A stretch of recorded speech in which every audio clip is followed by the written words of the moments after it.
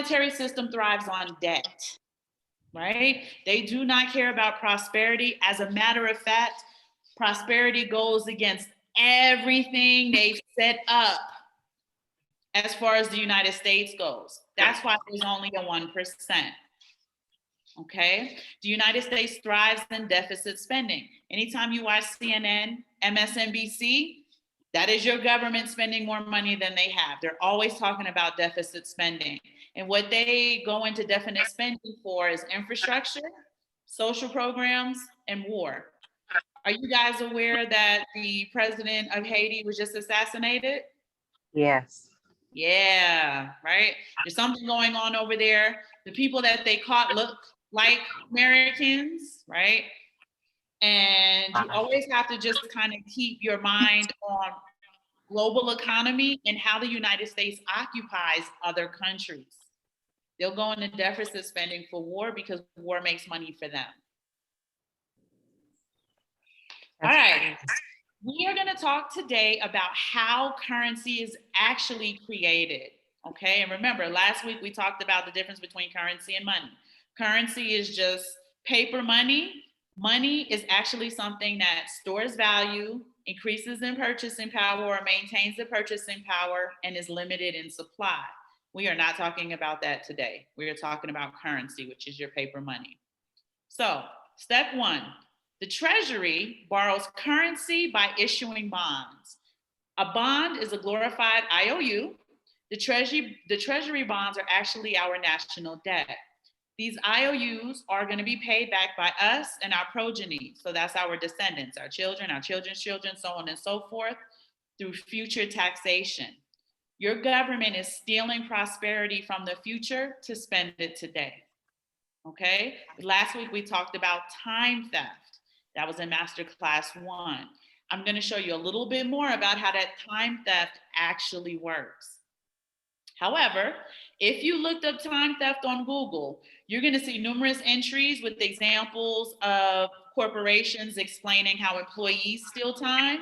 You will never see how your government steals that time from you. This is why we're having these master classes.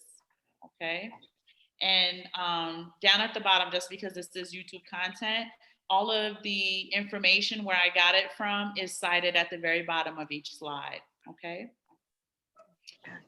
The Treasury then holds what's called a bond auction. Your largest banks, they come together and they compete to purchase parts of the national debt, which is way into the trillions.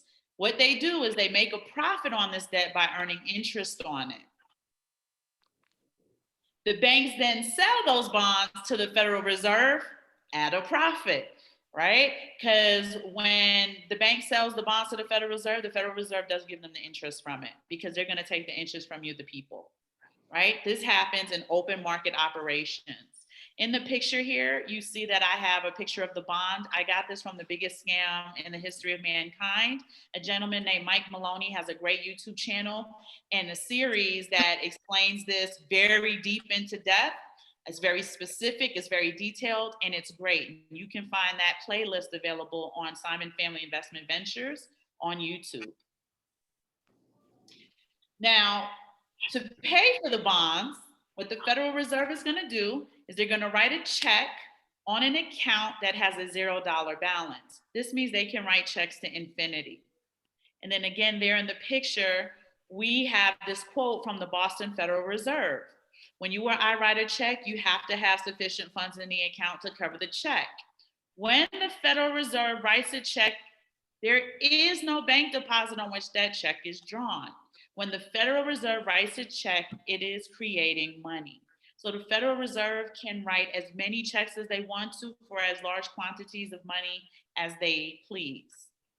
Okay, and in a sense, you want to kind of consider this to be really, it's counterfeit money, it's fraudulent check writing. We would go under the jail if we were just writing checks and handing them out to everybody all over town. The Federal Reserve then takes these checks and hands it to the bank, okay? And this is where currency is created. And then the cycle starts all over again. The banks take the currency they just received from the Federal Reserve, they purchase more bonds. The Federal Reserve then writes a check for the bonds and gives the check to the bank, and then the bank buys more bonds, and they just rinse and repeat the cycle. So money is literally coming from nowhere. Okay. I also have an asterisk there. As I was doing the slideshow, being wealthy in the United States has nothing to do with hard work. They want the masses to think that you have to be a hard worker, you have to break your back in order to be wealthy. The majority of the people who have the wealth do no such thing. Such a This is sham. why, say that again, Chris. I said it's such a sham. It's a sham. But they want to condition you to work because remember, we're going to get into it a little bit deeper. When you are breaking your back, they are able to steal that time and that currency from you, which is your economic output, is what they need from you in order to keep creating the currency, because the currency is created out of debt. We're going to go into that deeper right now. Okay, this process results in base currency.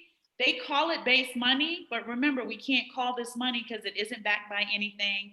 It does not store value, and it does not maintain or increase purchasing power. So we want to call it what it actually is. This is called base currency, okay? When the currency is created, the Treasury then deposits currency to the various branches of the government to spend. Remember, they spend it on infrastructure, war, and social programs.